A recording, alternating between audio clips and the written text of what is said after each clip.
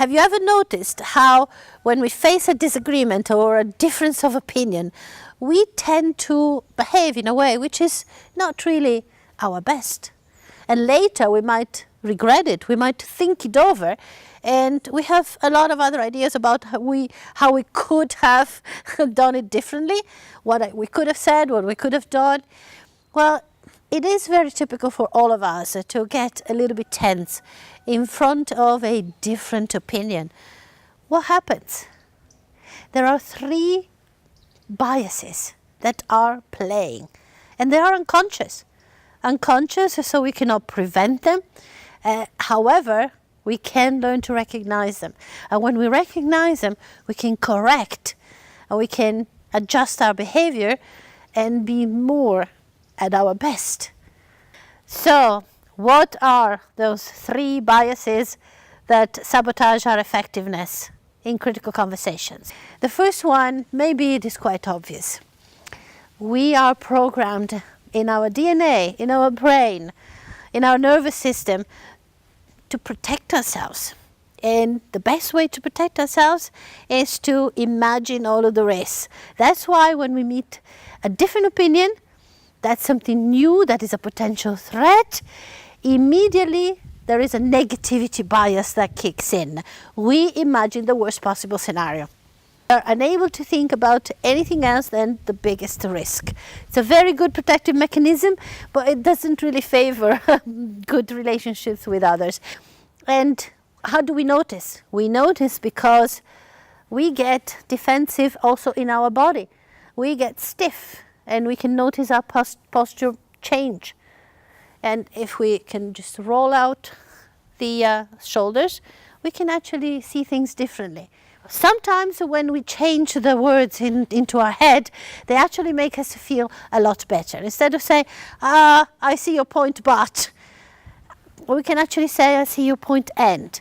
Not to influence the other person, but because it changes something in our head. When I say and, then I actually start to feel that I understand also the other position, and I can offer mine in a less defensive way. So when we start to relax and change the thoughts in our head from but to and, we can hear something more valuable, and we can start a different type of discussion.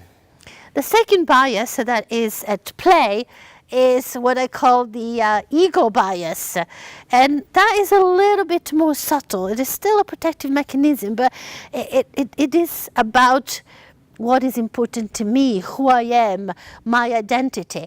If someone makes a remark or a criticism or has a different opinion about something that I have done or said in a certain way, that is very much connected with who I am. So what do? In those situations, we probably start to feel the heat coming up to our ears. We feel a little bit disturbed, maybe a little bit ashamed. And again, relaxing can be a way to start to offset this bias. The next thing is to become very aware of the emotions associated with the bias and to say it into our head or to say it out loud. The third bias is the trickiest one. We believe that once we have one opinion and we have developed that opinion, that we have come to that just by pure logic.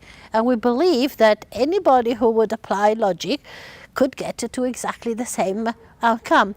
The reality is, as modern neuroscience is teaching us, that we first have an intuition and then we build the logic around it.